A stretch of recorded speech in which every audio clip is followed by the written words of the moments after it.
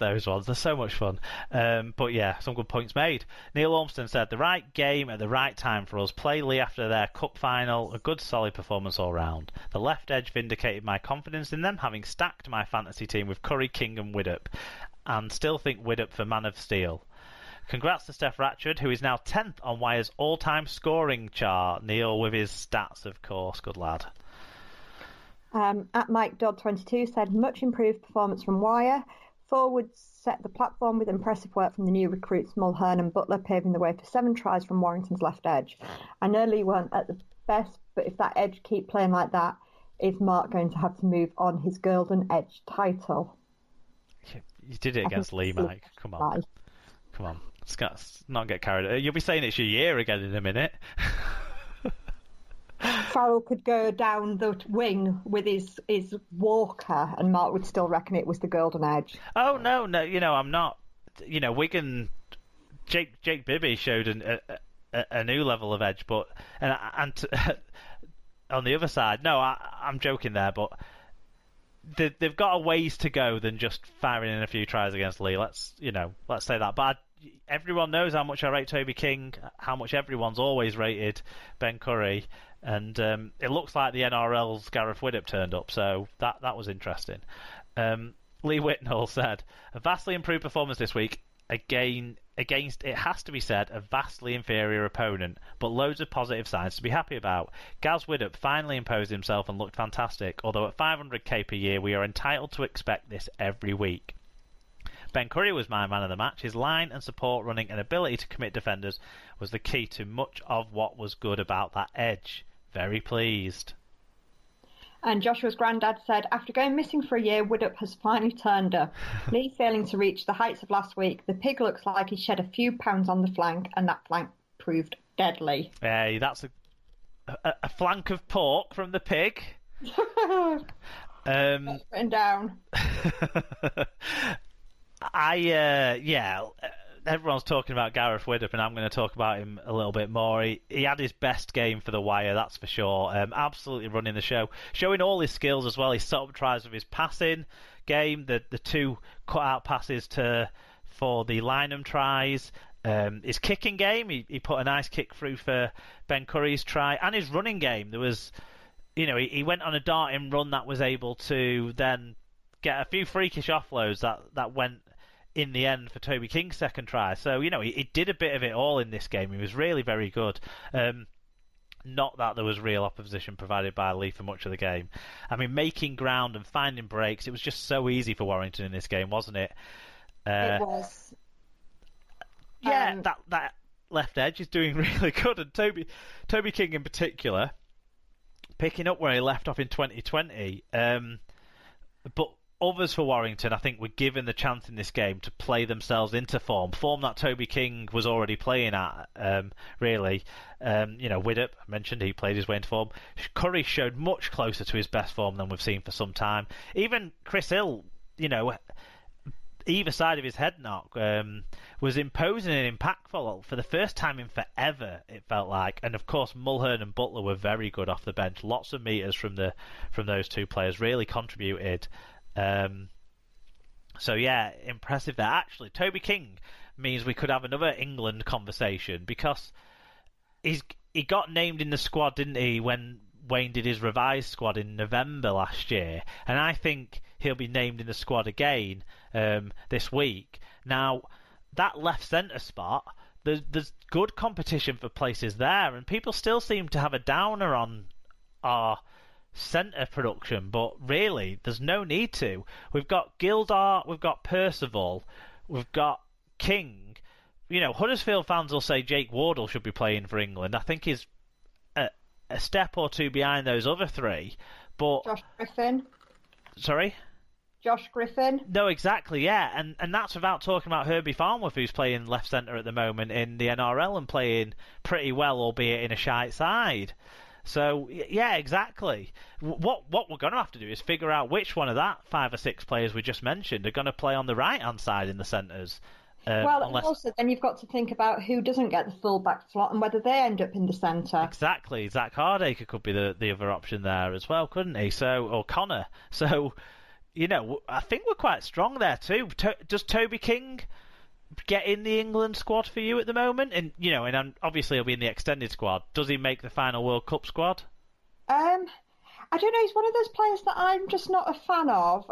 I think that's like a mental thing. Like, I always think he's not very good.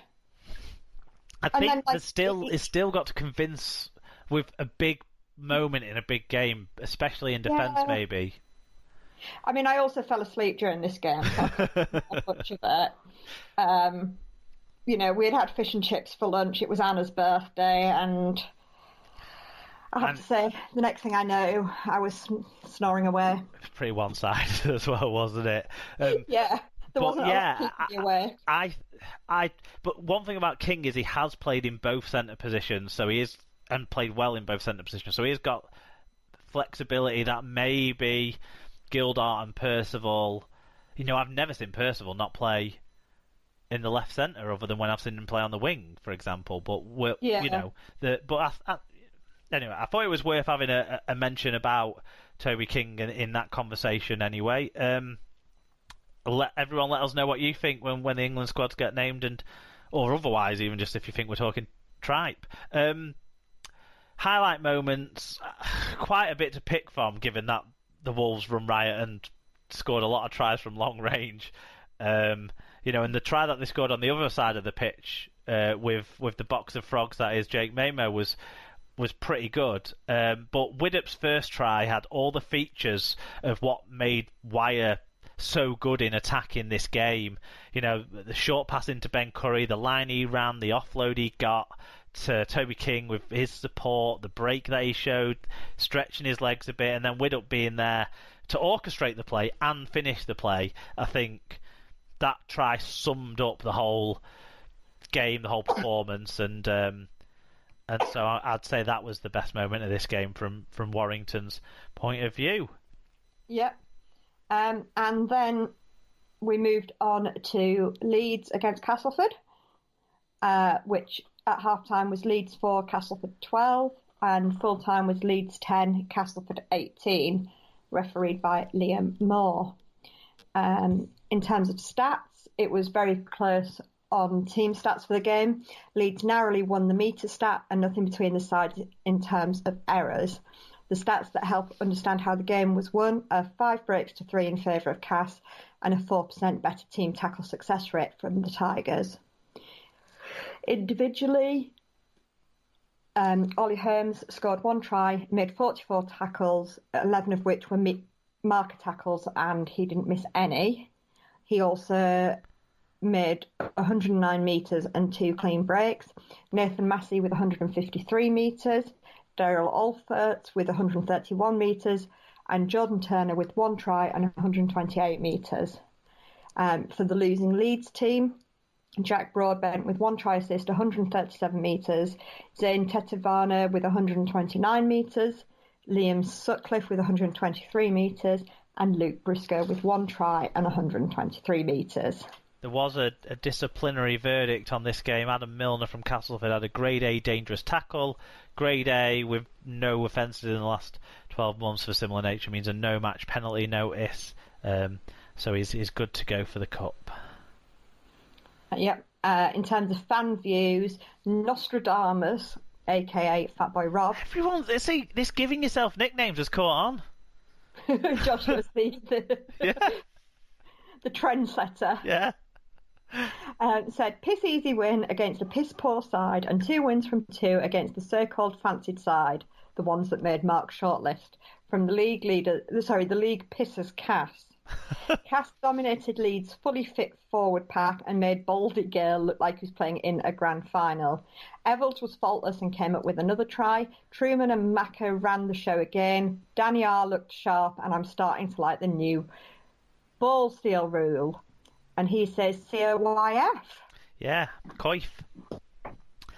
Josh said, with so many first-choice players out, the young lads did Leeds well and stepped up. Broadbent had a cracker and Corey Hall did well facing up against players with hundreds of games under their belts. But the lack of support play resulted in numerous lost opportunities. With poor last tackle options and Castleford's strong defence, I don't think we could have scored enough in 180 minutes. John Hamilton said, "It was hard to see where enough points to win the game were coming from. I don't think Gill is as effective when he doesn't have a really confident halves partner. Plenty of effort and some positive signs, but inexperience across the back five was costly. Luckily, Cass were pretty bad and kept it interesting. Easy couple of weeks coming up for the baby Rhinos." Rich Wilkinson got a late line in on this one as well. He said, "The best team won. Leeds made too many errors. Discipline wasn't sharp enough, and Gale looks like a player who had a disrupted pre-season. His kicking game still looks rusty, but he will come good. Still lots of good signs from Leeds. Tetevano looks the part. Broadbent will be a fixture for years to come." Big claim there. I mean, he's gone well, hasn't he? In 2 games in 2 different positions. He's been Leeds' best player so far this season. But don't heap too much pressure on the kid. I was going to say, yeah, the last thing that a young kid needs is, a lot of pressure, isn't it? And I do wonder, because there was some criticism apparently of Corey Hall, which seemed nonsensical to me. But anyway. Yeah, I didn't see any criticism. I just saw mass amounts of tweets and comments about how it was wrong to criticise him. Yeah, but I think maybe Broadbent the week before's performance in the centres maybe made Leeds fans feel like all the young kids should come in and play like that. But Corey Hall's a year or so behind Broadbent, and and had a totally non-existent season last year. Yeah, exactly. Yeah, so I thought he did all right personally, but yeah, Broadbent's setting high expectations for himself and every other young kid that comes into the Leeds side. So good luck. Yeah. What did you make of this one though yourself? Yeah, again, I mean, I didn't sleep through this one, but I was only watching with half an eye because this was at the point people were dropping presents around for Anna. I thought Cass looked like they always had enough, and it didn't really matter what Leeds threw at them. Cass still just had enough to keep it comfortable. Yeah, they look strong, if not spectacular. Yeah, it was like it was an 8-point game, and it always had that feel that they were never going to get away from Leeds, but equally they were always comfortably in front. Because this was the only close game we had really in the Super League. Yeah. And it was the only game where you could make an argument going, with the last 20 minutes that the game was in question, when it went to 12-10 after the hour mark. Yes.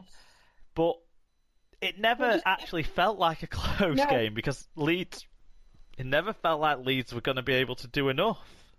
Yeah, I think that's the thing. So I saw the Nathan Massey try, and then I missed a large chunk of it and came back as it was 12-10. But at no point did I think, I've come back for the point at which Leeds are going to pinch it. It just didn't ever feel like that. Yeah, well, that means you missed the one truly sparkling bit of play from Jake Truman, who started the season really well. Another player that... I've seen that on the highlights, I think. Yeah, great footwork to then burst through and Nia Levels supporting like Nia Levels supports for the try of the game.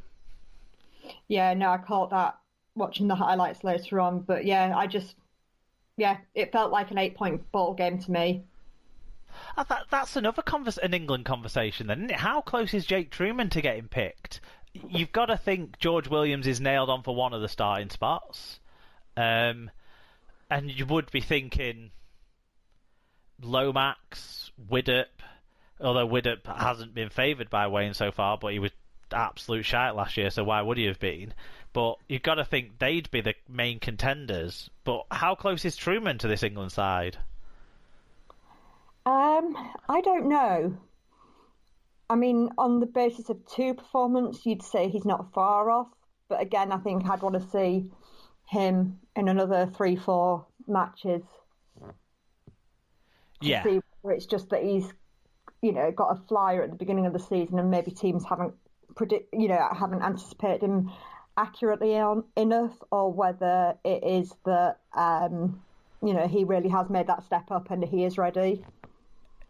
Are you been impressed by cast though, because in a way, they're kind of the only team